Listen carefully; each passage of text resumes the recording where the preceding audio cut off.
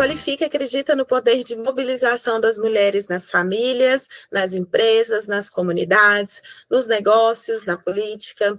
Porém, esse poder se esconde sob inúmeras formas de opressão. Por outro lado, reconhecemos o poder de transformação que a educação gera. Qualificar-se, sobretudo no contexto feminino, é ganhar liberdade. Liberdade para fazer suas próprias escolhas de forma consciente e eficiente. Assim surge o Qualicast Temporada Qualifica Elas, como uma ferramenta de informação, acolhimento, conexão, transformação e mobilização a favor do empoderamento feminino. Eu sou a Sara Ribeiro, uma mulher cis, de 38 anos, a minha pele negra, não retinta. Eu tenho os cabelos cacheados, num tom mais chocolate, acima dos ombros. Eu tô com uma blusa jeans, um batom vermelho, um fone de ouvido bem discreto. Estou no escritório da minha casa e ao fundo tem umas prateleiras com alguns livros e fotografias.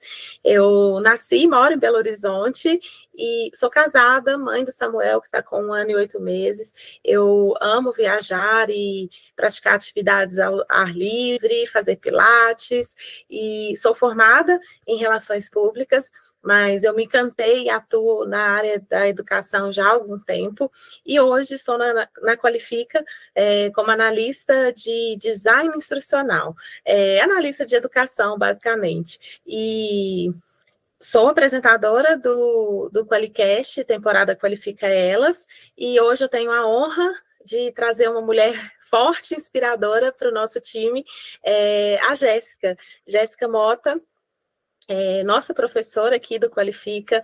Ela é advogada, sócia na Cielo, Sociedade de Advogados, e professora universitária. É formada e especialista em Direito, especialista em Gestão Financeira, mestre em Engenharia e Gestão do Conhecimento, com ênfase em empreendedorismo e inovação. É assessora jurídica do Polo de Inovação Inovale e assessora jurídica do município de Água Doce, Santa Catarina. Atua, né, com inovação, proteção de dados, propriedade intelectual, direito digital. E, Jéssica, bem-vinda ao Qualicast Qualifica Elas. É um prazer enorme ter você aqui com a gente. Conta um pouquinho mais da sua história, a história da Jéssica. Bom, o prazer é todo meu, Sara. Quero agradecer muito a você, ao Fábio, que nos acompanha aqui e nos dá todo o suporte, a todos que nos acompanham no Qualifica Elas, esse programa maravilhoso que tem uma missão incrível de trazer conhecimento e empoderar ainda mais as pessoas, em especial as mulheres. Eu sou uma filha de nordestino e de paranaense, moro aqui no sul de Santa Catarina, sou advogada, professora universitária, sou uma mulher cis, pele parda, olhos pequenos, nariz e boca que não escondem a minha origem, né? Pai negro, nordestino, sorriso fácil. Sou a mãe da Isadora, de 15 anos, do Vinícius, de 9 anos, uma apaixonada por inovação, uma apaixonada por direito. Acredito muito no papel do direito enquanto transformação social e acredito na importância da descomplicação do direito, da simplificação do direito, para que as pessoas possam efetivamente acessar esse conhecimento, exercer os seus direitos e deveres e serem efetivos cidadãos. E a gente só consegue isso simplificando o direito. E eu também sou professora no Qualifica, com muita honra. Então, nós temos aí alguns cursos, e um deles é um curso que trata do combate ao assédio sexual e à violência no âmbito do trabalho, um curso super importante, não só para mulheres, para todas as pessoas, para todos os cidadãos. Esse é um exercício necessário à vida digna em sociedade, então estou muito feliz de poder falar um pouquinho sobre esse tema tão importante, e dar acesso a esse conhecimento às pessoas, às mulheres, e poder, depois disso, convidar todos a conhecer o nosso curso aqui no Qualifica. Legal. E, Jéssica, existe uma definição legal e alguns conceitos que permeiam esse tema assédio, né? E ele tem aí várias, destrincha em vários outros assuntos, como violência, discriminação. Dá um panorama para a gente, assim, de algumas dessas definições e conceitos? Claro, com certeza.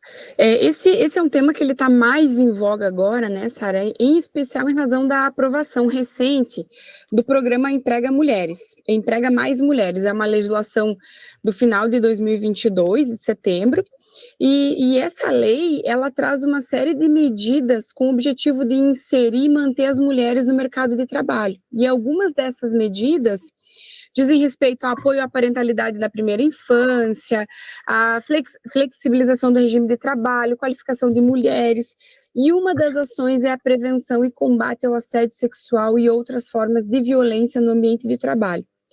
Além disso, isso ocasionou alteração também nas políticas e instruções do Ministério do Trabalho, das orientações com relação ao papel da comissão, da CIPA, da Comissão Interna de Prevenção de Acidentes, que agora passou a se chamar Comissão Interna de Prevenção de Acidentes e de Assédio, também com esse objetivo, né, de minimizar as formas de violência e combater o assédio no ambiente de trabalho.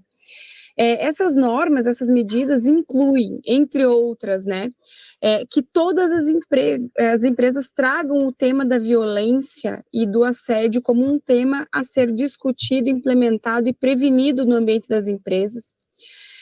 Traz também essa atividade como uma das atividades agora prementes da CIPA, né, trazer a inclusão desse tema, discutir e trazer educação para prevenção e combate ao assédio sexual, inclusive obrigando aquelas empresas que têm CIPA a trazer, no âmbito dos seus 12 meses de atuação, ações de capacitação e orientação e sensibilização dos empregados e empregadas com relação a esse tema.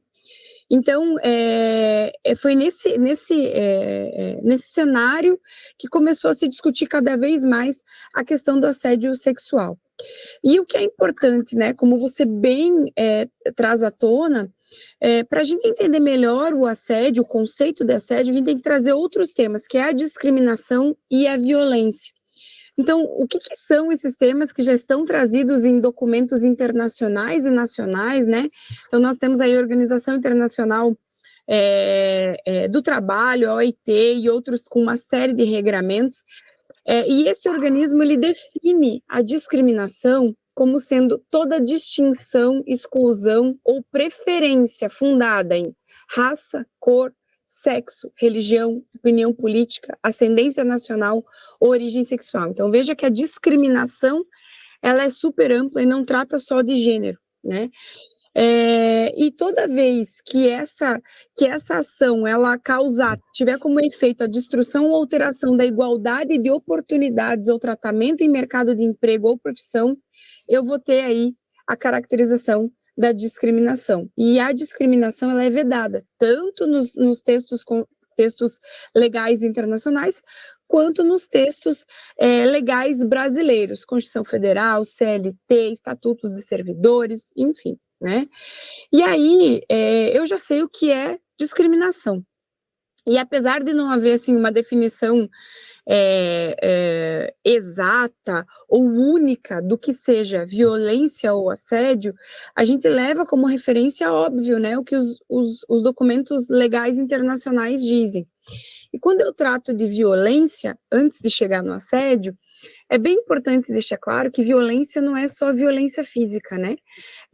A legislação, e a gente usa aqui como referência a Lei Maria da Penha, né, que é a Lei 11.340, para definir o que é violência. E a Lei Maria da Penha traz 5 tipos de violência. A violência, ela pode ser física, psicológica, moral, sexual e patrimonial. Diferentemente do que se pensa por aí, de que a violência ela só acontece quando ela é física, não. A violência ela pode acontecer nesses 5 aspectos, nessas 5 dimensões. Ela pode ser física, sim, quando ela viola a integridade física corporal de alguém, mas ela também pode ser uma violência psicológica, que vai acontecer mediante ameaças, humilhações, intimidações. Ela pode ser moral, quando caracteriza um crime contra a honra, né, uma difamação, uma calúnia, uma chantagem. Por exemplo, quando eu digo que Mariazinha é ladra, né, eu estou imputando um crime para ela, estou caluniando Mariazinha. Quando eu chantageio uma pessoa, então isso se constitui numa violência moral. Aí nós temos a violência sexual. Essa sim é uma conduta que constranja a pessoa a presenciar, manter ou participar de uma relação sexual não desejada, né? E aí nós temos os exemplos: abuso, estupro, exposição à nudez, prática de atos sexuais indesejados. Tudo isso se constitui numa violência sexual. E a violência patrimonial é aquela conduta que configura quando eu subtraio, quando eu tiro, quando eu destruo parcial ou totalmente bens, instrumentos de trabalho, documentos pessoais, né? Então, ou eventualmente quando o marido, não querendo se separar da mulher, ameaça, dizendo que se ela se separar, ele não vai mais pagar o colégio dos filhos, ou não vai pagar pensão, ou vai tirar os direitos e os bens dela. Então, aí nós temos os tipos de violência. E outro conceito aí para chegar no assédio, né? Então, eu sei o que é discriminação, sei o que é violência, e aí nós temos o assédio, em sentido amplo, que nada mais que é uma forma de violência que se caracteriza com a conduta abusiva, que cause desconforto, constrangimento, intimidação, humilhação, e qualquer outra forma de discriminação. Então, esse assédio pode ser físico, psicológico, moral, sexual e patrimonial, né? Assim como é na violência. E aí, quando eu falo, Sara, sobre o assédio em sentido amplo, ele está previsto tanto no nosso Código Civil, né, na legislação civil, quanto no Código Penal.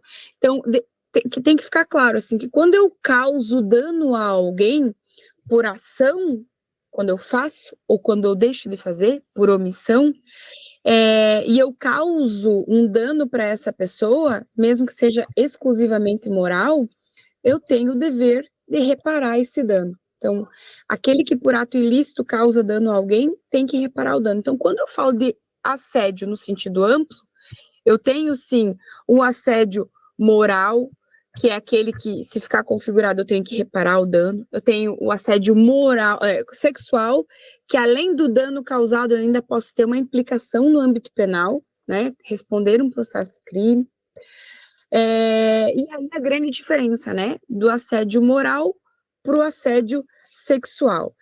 Tanto o moral quanto o sexual são previstos na legislação, são condutas abusivas, e no caso do assédio moral, eu tenho mais um comportamento, uma palavra, um ato, né? E no caso do sexual, tem essa conotação de violência sexual também. Ambas condutas reprimidas pela nossa legislação. Não sei se está ficando claro, está muito didático, Sara? Não, está ótimo, porque a gente tende a achar que tudo está dentro do mesmo pacote, né? E não, existem essas nuances, né? E aí, por falar nessas nuances, mostra para a gente, assim, alguns exemplos do que é e do que não é o assédio moral. Excelente. Isso é um comentário bem interessante, assim, porque a todo tempo a gente vê na mídia questões afetas ao assédio moral no ambiente de trabalho. O que caracteriza, o que não caracteriza? Recentemente tivemos uma polêmica, uma grande empresa na área financeira divulgou a sua cartilha, e nessa cartilha a grande empresa orientava com relação à conduta do colaborador, né? Então, assim, tem que estar asseado, banho tomado, cabelo escovado, roupa limpa, né? Então, esse tipo de orientação no âmbito da empresa não caracteriza o assédio moral, né? Exigir resultado do colaborador não caracteriza assédio moral. Exigir cumprimento de horário, exigir uma conduta adequada no ambiente, isso não é assédio moral. Mas passar tarefas humilhantes, sim, isso é assédio moral. Exigir não é, mas tarefas humilhantes, sim. Gritar ou desrespeitar o empregado no ambiente laborativo? Sim, assédio moral. Atribuir apelidos ou fazer comentários pejorativos? Sim, pode se caracterizar em assédio moral. Não levar em conta questões de saúde do empregado, né, problemas de saúde, isso também pode se considerar um assédio moral. Isolar ou não se dirigir ao colaborador, ou impedir que outros façam isso, né? Às vezes a gente acha que é bobagem, mas não é incomum nas empresas acontecerem, né? Então, aquele colaborador, ele não tem uma boa relação com o superior, então acaba que ninguém quer se relacionar com ele para também não criar um mal-estar com aquele superior. Enfim, para se caracterizar também o assédio no âmbito do trabalho, né, que esse é o nosso foco aqui, esses comportamentos eles têm que ser reiterados, né, têm que ser repetidos, têm que se configurar como uma prática mesmo da empresa. E o que não é assédio moral? Exigência profissional e cobrança de metas, exigência de cumprimento de horário, controle dos funcionários, assim, cartão ponto, resultado, comportamento, comunicação também, né? Como esse funcionário se comporta, tanto no que fala, quanto no que escreve, quanto no que veste, né? Porque vamos pegar uma empresa, assim, uma empresa aérea, né? A gente tem que ver uma conduta de comportamento e de vestimenta daquele funcionário, por exemplo, do comissário de bordo, né? Então, quem se habilita a trabalhar numa empresa dessa tem que saber que existe uma orientação de conduta, um regramento, né? E, inevitavelmente, a gente vai ter que se adequar a isso, porque é o perfil da empresa, né? Eventualmente as pessoas me perguntam assim, a minha mesa de trabalho não é uma mesa confortável, a minha cadeira não é uma cadeira de rodinha tão confortável. Veja, nem sempre a gente vai ter a condição de trabalho adequada, com a cadeira que a gente esperaria com a mesa. Não quer dizer que você tem que trabalhar numa condição análoga de escravo, nem, né, não numa condição que não seja apropriada para a atividade que você vai fazer. Tem sim, mas nem sempre é aquele computador da marca que a gente espera, é a mesa, né, que a gente espera. Infelizmente, nem todas as empresas têm, né, essa condição. De todo modo, isso não se caracteriza como assédio moral, né? O que caracteriza mesmo é esse comportamento repetitivo que caracteriza abuso, humilhação, ofensa, né, mal-estar, maltrato para aquele colaborador. E aí, o que é importante, né? Muitas vezes fica difícil configurar o assédio moral. As pessoas perguntam, como que eu faço, né, para configurar esse assédio moral? Como que eu sei? Qual que é o limite? O limite é constrangimento, né? Constrangimento. Talvez para um colega você fala assim, oi gata, e aí, vamos fazer, né, um comentário assim, e aí, linda? Talvez o ambiente que você esteja e aquele colaborador não queira, não se sinta confortável com esse tratamento. Teu colega não gosta desse tipo de abordagem. Então, assim, qual que é o limite? O limite é, estou deixando o meu colega constrangido? E você, se você se sentir constrangido, você precisa falar, você precisa escrever, tem que deixar claro que aquele comportamento não é um comportamento que te deixa confortável, né? E aí, como é que eu reúno provas? Como é que eu configuro isso?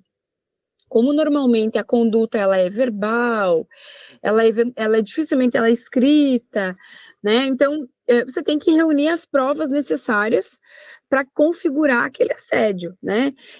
Anotar situações de episódio, gravar se for possível, buscar ajuda com colegas que eventualmente testemunharam alguma situação que caracteriza o assédio moral, denunciar para o teu superior imediato, mas eventualmente quem faz o assédio é o superior imediato, então buscar o apoio da ouvidoria da empresa, buscar ajuda psicológica, se a empresa disponibilizar melhor, se você tiver, né, condição de procurar esse profissional. E, claro, né, sempre em instâncias mais drásticas, procurar um profissional da área jurídica, se informar se eventualmente aquela conduta caracteriza e cabe uma ação de reparação de danos, uma ação trabalhista, enfim, né? Mas eu sempre exploraria e tentaria esgotar todas as medidas internas da empresa, porque às vezes isso está acontecendo e a alta gestão não conhece, né? Não chega até a alta gestão, né?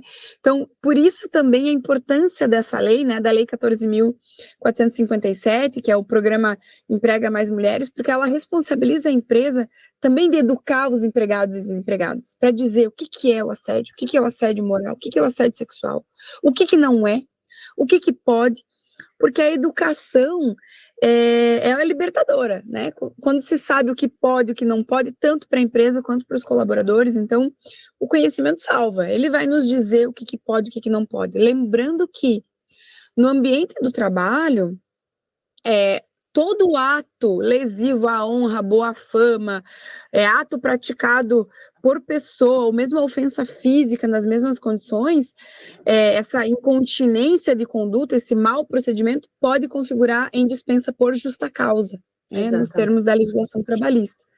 Então, o empregador verificar que essa é uma conduta que tem acontecido na sua empresa, depois de tomadas as medidas necessárias, também pode se configurar como um elemento para que esse empregador faça a dispensa por justa causa, olhando para o assédio moral.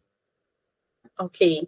Eu acho que você já pode dar prosseguimento ao assunto, que é o assédio sexual, né? Excelente. O que como que se identifica, como o que fazer nesses casos. Então, a violência sexual, ela é uma prática, assim, muito perversa, né? E que não acontece só com mulheres, também homens podem ser vítimas de violência sexual, né? Então, não tem raça, não tem cor, não tem idade, não tem classe social, né? A violência sexual, infelizmente, ela está inserida no nosso ambiente sexual, e uma das formas de apresentação da violência sexual e da violência é o assédio sexual no ambiente de trabalho. E aqui não podemos negar que essa é uma prática que ela acomete muito mais mulheres, né? Infinitamente mais mulheres do que homens, porque a gente percebe nessa prática um meio de se exercer o controle e o poder sobre as mulheres nas relações laborais. E aqui também a gente não pode negar, né, a história do ambiente do trabalho, a história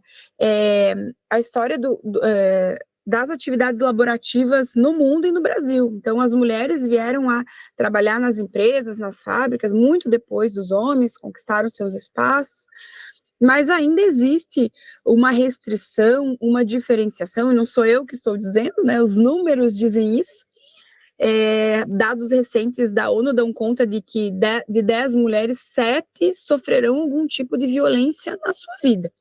Então, é um número muito grande. No ambiente de trabalho, isso não é diferente, os números se replicam, eles têm reduzido, né? Mas ainda são números bastante alarmantes, né?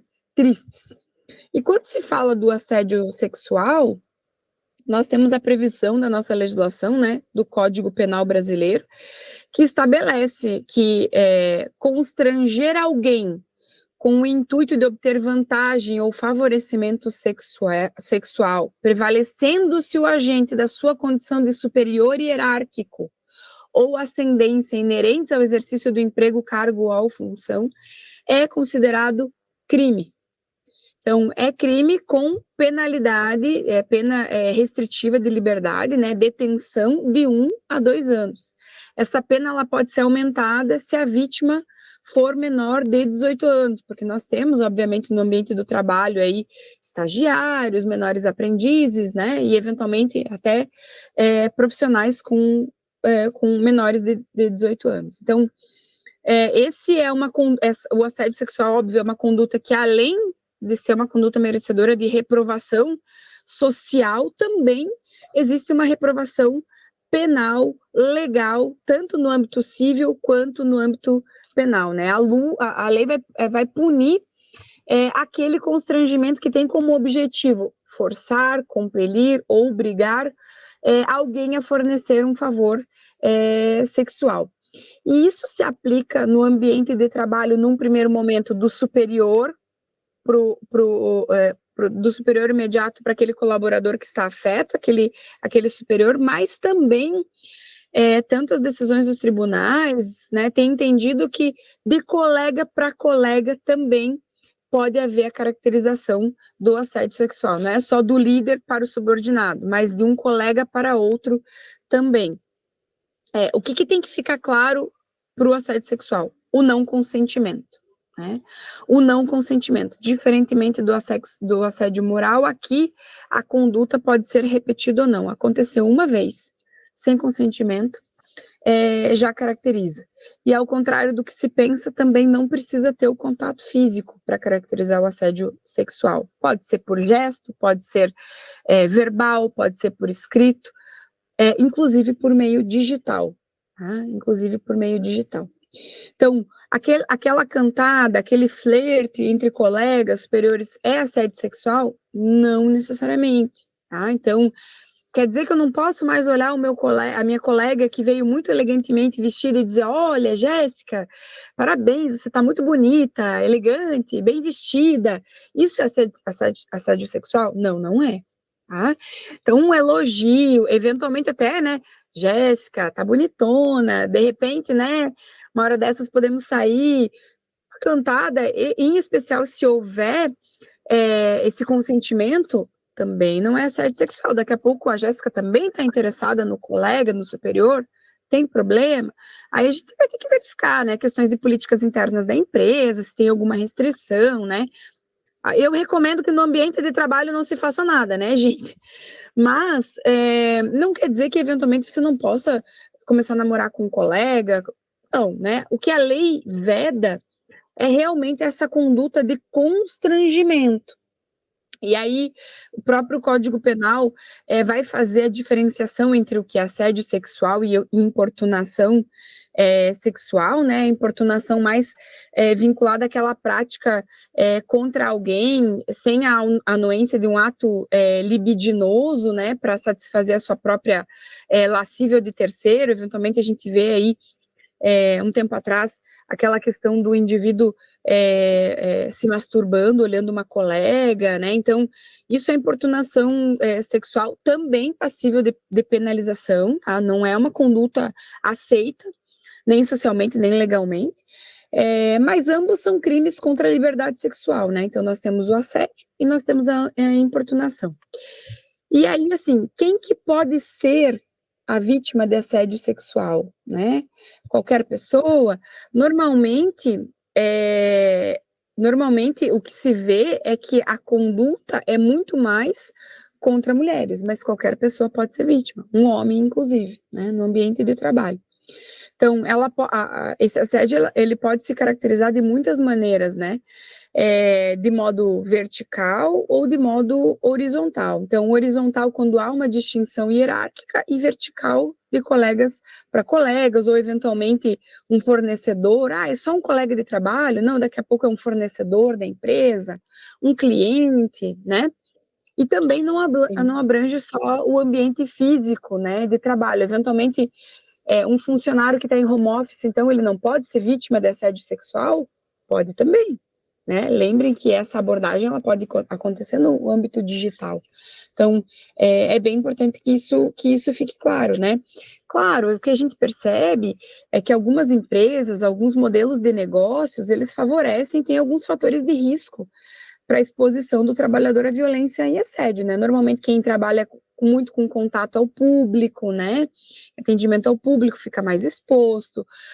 Pessoas que estão numa situação difícil também acabam ficando mais expostas, né, em situação de risco, não só financeira, como de espaço de trabalho, pessoas que trabalham com objetos de valor, pessoas que não estão, trabalhadores, né, que estão numa condição de vulnerabilidade social ou laborativa, né, ou pessoas que estão em ambientes, por exemplo, com recursos limitados. Então, por exemplo, eu fico num frigorífico fechada, eu, mulher, com mais 5 colegas homens, ou, né, o inverso também pode acontecer. Então, tem algumas situações que favorecem o risco, por exemplo, trabalhar à noite, né, trabalhar em isolamento, trabalhar em ambientes íntimos, por exemplo, eu sou uma empregada doméstica, então eu estou num ambiente íntimo da família, né, aquelas pessoas que estão em zonas de conflito ou em situações de prestação de serviço público de emergência, de urgência, também são mais suscetíveis ao assédio, né? E a gente sabe também que por mais que qualquer pessoa possa ser vítima, né, a gente sabe que alguns grupos têm um risco maior, mulheres, negros, algumas situações vinculadas à idade, né, as pessoas eventualmente que têm alguma situação de deficiência, né, então portadores de deficiência, imigrantes, indígenas, portadores de doenças. Normalmente eles são pessoas mais vulneráveis e mais suscetíveis de sofrer violência, né? E aí, Jéssica, claro, Fábio, eu ainda tenho pode me interromper. Tá, mas eu acredito que haja alguns sinais de alerta, para que a gente até assim, identifique, né, quais são essas vítimas. A gente já tem essa ideia, então, agora, né, de quais são as pessoas mais vulneráveis, mas como que a gente pode ter alguns sinais de alerta, assim, e posteriormente, né, se quiser já engatar também, e quais são os impactos na vida dessas vítimas, assim, principalmente quando acontece, né, nas relações ali no local de trabalho. Uhum. O que a gente percebe, assim, né,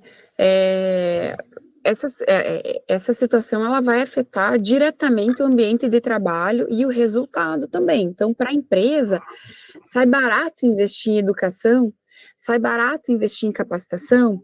Por quê?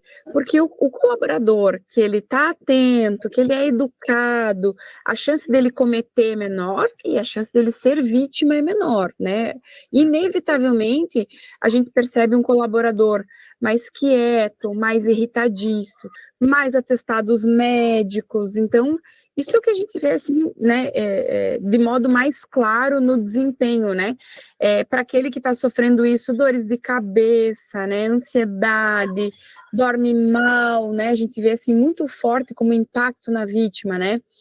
O estresse, a depressão, a ansiedade, baixa autoestima, né? Então aquele colaborador que não se relaciona com tranquilidade, ele tá sempre, né, cabeça baixa, ombros baixos, né? Ele não come bem ou ele come demais. Isso se evidencia na sua saúde física também, né? Mais atestados, mais dores, alergias, né? Outras doenças aí psicossomáticas. Então, isso a gente consegue ver de modo muito claro, tanto nos resultados da empresa, quanto nas relações entre colegas, quanto no próprio indivíduo que está sendo vítima, né? Então, nós, enquanto colegas de trabalho, também precisamos estar atentos, né? Atender os nossos colegas, ter um ambiente adequado. E, de novo, né? Eu acho que para a empresa é uma preocupação muito grande, não só porque deve ser um objetivo da empresa ter um ambiente adequado de trabalho para os seus colaboradores, como isso vai impactar diretamente nos resultados financeiros dessa empresa. Porque o colaborador que trabalha em situação de risco, ele falta mais, ele trabalha menos, ele cria mal-estar no grupo, né? Ele também se sente mais triste, isolado, eventualmente a tendência dele ingressar com ação trabalhista, dele pedir reparação de danos, isso vai gerar um prejuízo para a empresa inevitavelmente. Então, de novo, assim, a educação, a sensibilização, a capacitação, a prevenção saem muito mais baratos para a empresa do que depois que a gente tem uma situação instalada, né? Então, por isso que nesse sentido a atuação preventiva ela é essencial e o objetivo também eu vejo dessa lei nova, né, dessa lei que instituiu o programa Emprega Mais Mulheres, ela privilegia essa atuação preventiva. E é óbvio que para nós, mulheres, para nós, colaboradores, ninguém quer atuar depois que o assédio aconteceu, que o dano foi causado, né? A gente quer estar num ambiente que previna isso, que garanta que isso não aconteça. Legal. E aí a gente pensa, assim, né, em termos de educação, que são os próprios cursos, né, enfim, e capacitação, e que são instrumentos adequados aí, né, e enquadrados dentro aí da lei para que as empresas adotem medidas de prevenção, mas também medidas eficazes, né, contra a violência, assédio. Mas aí, Jéssica, qual que é o papel da liderança nesse combate, né, aos diversos tipos aí de assédio? Uhum. Bom, o papel da liderança é essencial, né? Nós lideramos pelo exemplo, essa é a regra.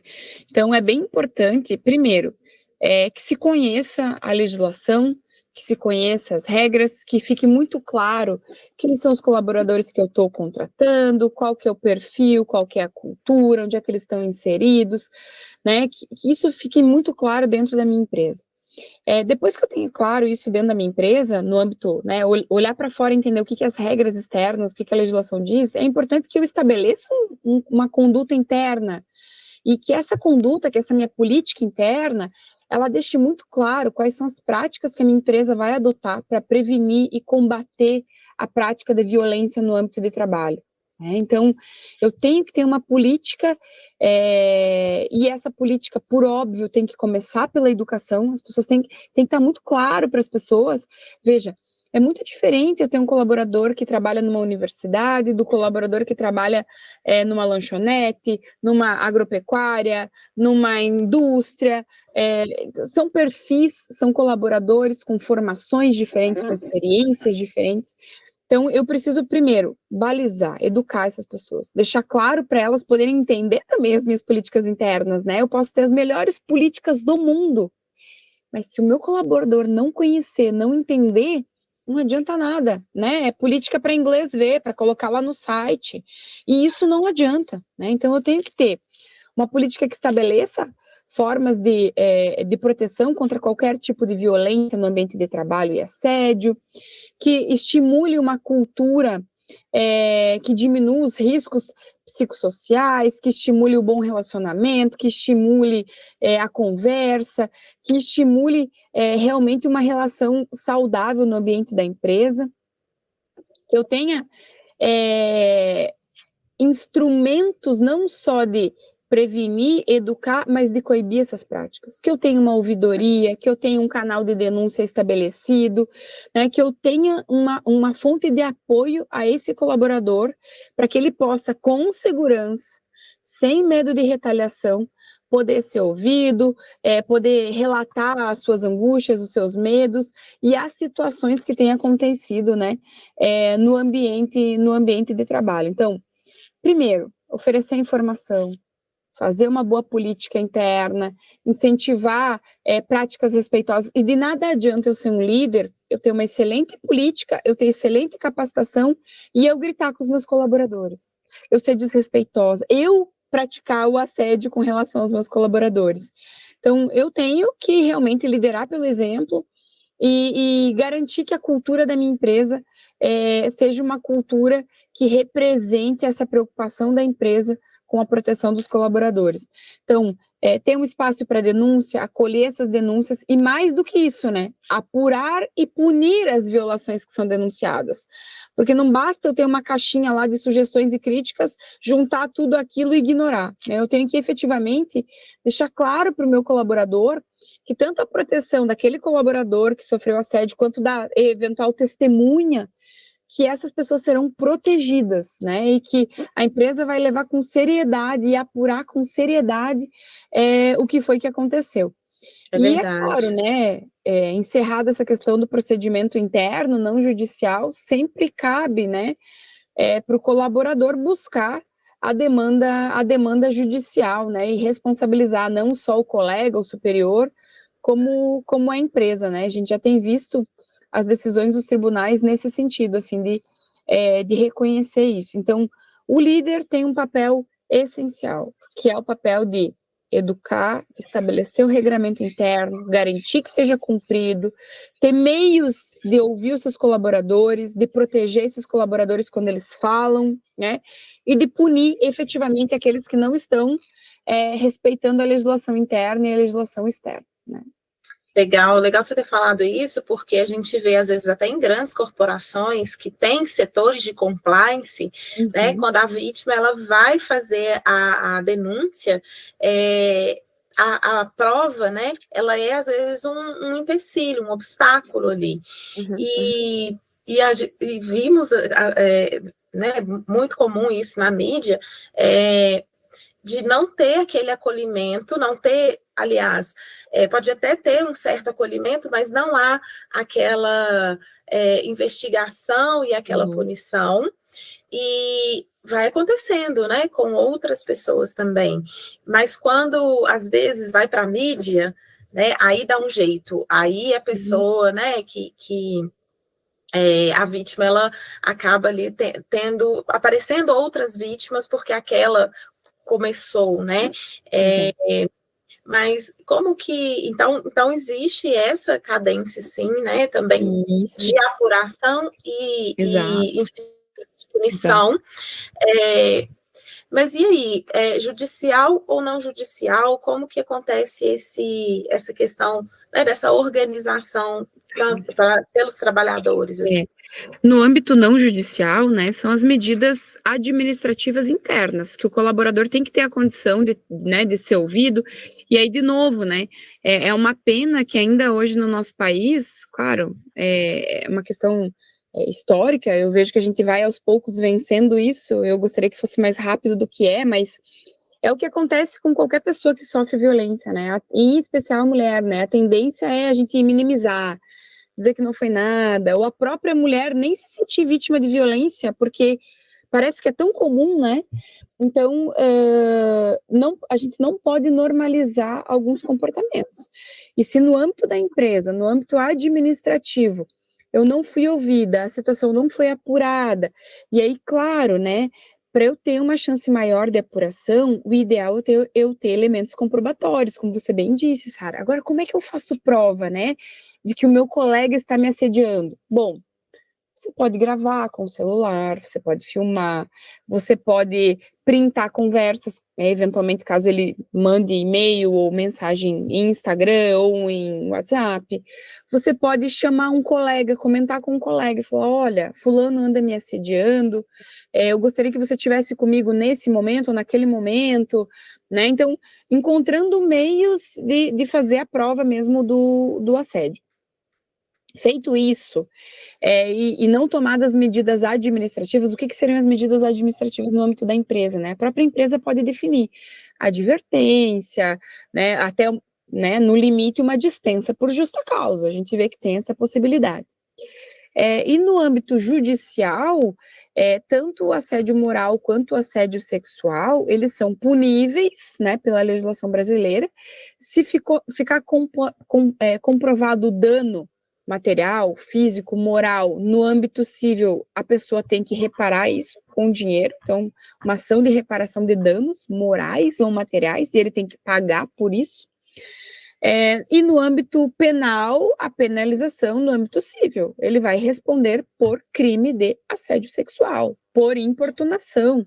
Então, existe uma consequência no âmbito judicial, tanto na reparação do dano, dinheiro, quanto no âmbito penal, ele realmente respondeu um processo crime. São essas duas situações. Em ambos os casos, né, a gente precisa de provas, então precisa ter elementos que deem conta de que aconteceu essa prática, e aí a vítima tem que estar sempre muito, muito atenta, né, e não, de novo, não normalizar, não é normal, não é comum, a gente não pode, não precisa aceitar, seja homem, seja mulher, o que a gente vê é que as mulheres muito mais vítimas, infelizmente, do que os homens.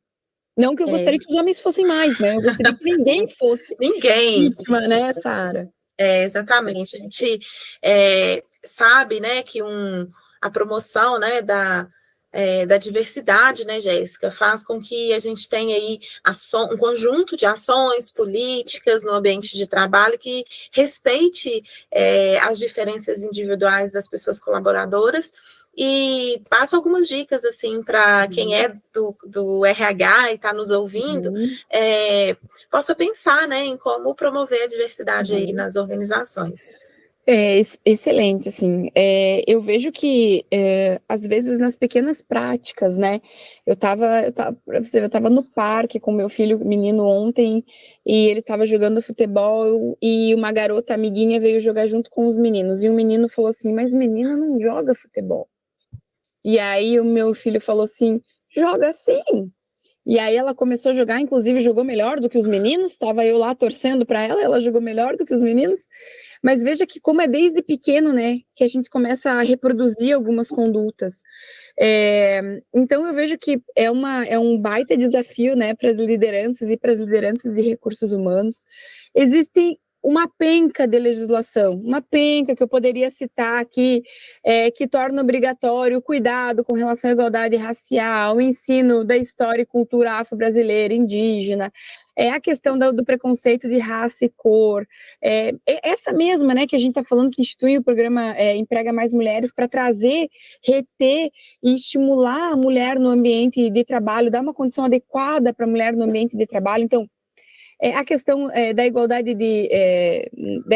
da questão da orientação sexual, gênero, enfim.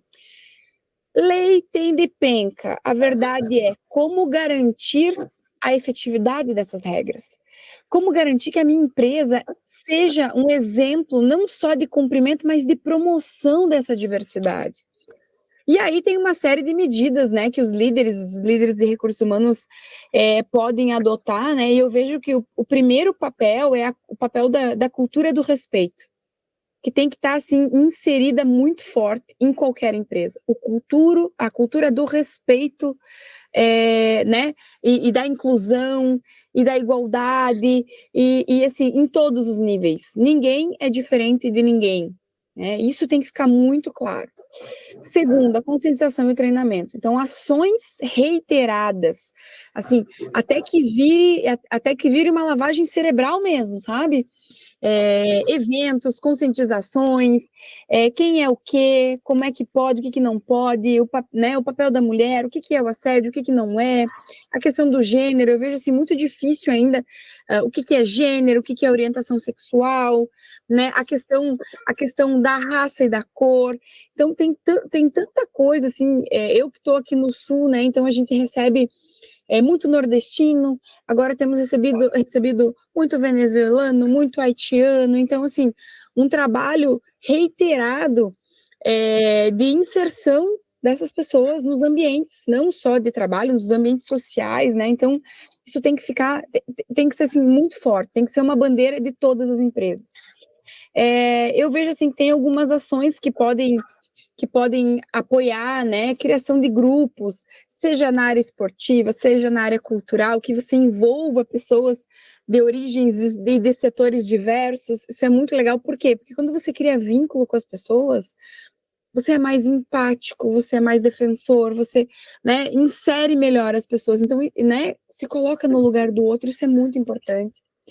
Acho que as nossas políticas nas empresas têm que ser redigidas e elas têm que ser claras, né? Assim, não pode haver tolerância para qualquer tipo de discriminação, de violência, de desrespeito. Isso tem que estar muito claro e começa pela liderança, né? Nas piadinhas, nos comentários, nos memezinhos, né? Nas práticas das nossas atividades laborativas, né? Então, existem muitos programas que podem ser inseridos pelas empresas, né? E práticas de colaboração, de inserção, que ajudam muito na relação entre os colaboradores e minimizam essas práticas, tá? Então, eu vejo aí um cenário otimista a partir da aprovação desse programa, e eu vejo que nós temos aí terra fértil para trabalhar nas nossas empresas, para poder efetivar essa quantidade de regras e de leis que existem, e fazer com que os nossos ambientes de trabalho e em último plano, que a nossa sociedade seja um ambiente favorável, bom, para que todas as pessoas, independente do sexo, raça, cor, origem, habilidades, possam viver com dignidade, viver bem e viver feliz, porque o que todo ser humano quer é ser feliz, né? E a gente passa muito tempo no ambiente de trabalho para não ter um ambiente adequado e que promova isso para os nossos colaboradores, para os nossos homens, para as nossas mulheres, para os nossos, enfim, qualquer que seja o teu reconhecimento, gênero, enfim, para todos, isso tem que ficar muito claro. Legal, Jéssica. Então, fica aí o convite, né? Se você é uma profissional ou um profissional engajado, engajade, e em criar esse ambiente de trabalho saudável e livre de discriminação, né? A gente convida você a conhecer esse curso, que é o Combate ao Assédio e à Violência no Ambiente de Trabalho. que está na plataforma Qualifica, né, para que a gente, juntos, né, tenha a oportunidade de fazer a diferença nas empresas, nas organizações. Então, basta se inscrever no curso e tornar-se, né, ainda mais essa pessoa comprometida em criar um ambiente de trabalho saudável e respeitoso para todas as pessoas, e que a gente tem gosto, vontade de ir trabalhar todos os dias, né, de acordar e falar que, não, hoje eu vou entregar o meu melhor, e com essa segurança, né, de que você vai estar num ambiente respeitoso e livre para você ser quem você é. E é isso, Jéssica, queria muito agradecer a sua participação, com certeza foi um conteúdo muito enriquecedor para a nossa audiência, e por ser, né, um assunto que está tão em voga agora, acho que as pessoas estão sedentas também de informação, e você pode nos proporcionar isso. Então, fica aqui o meu agradecimento em nome da Qualifica, e mais uma vez, obrigada. Deixa uma mensagem, né, para a nossa audiência. Eu que agradeço, Sara, parabenizar o Qualifica pelo trabalho incrível que faz de educação, parabenizar pelo Qualifica Elas, que traz temas sempre tão relevantes, importantes, que engrandecem tanto e nos fazem acessar cada vez mais conhecimentos que vão nos fazer ser pessoas profissionais e cidadãos melhores. Queria convidar todos a conhecer o nosso curso e outros tantos incríveis que o Qualifica tem, vocês vão adorar. Esse especificamente, é óbvio, né, ele está super mais detalhado, uma linguagem acessível, sem juridiquês, então é possível conhecer os seus direitos com um conteúdo traduzido, que é o que a gente faz, né, Sara? Então, agradecer a todos por prestigiar tanto esse podcast, quanto a nossa empresa, a Qualifica, os nossos cursos, e nos colocarmos aí ao dispor. O que vocês precisarem, podem contar sempre conosco. É isso. Obrigada, pessoal. Tchau, tchau.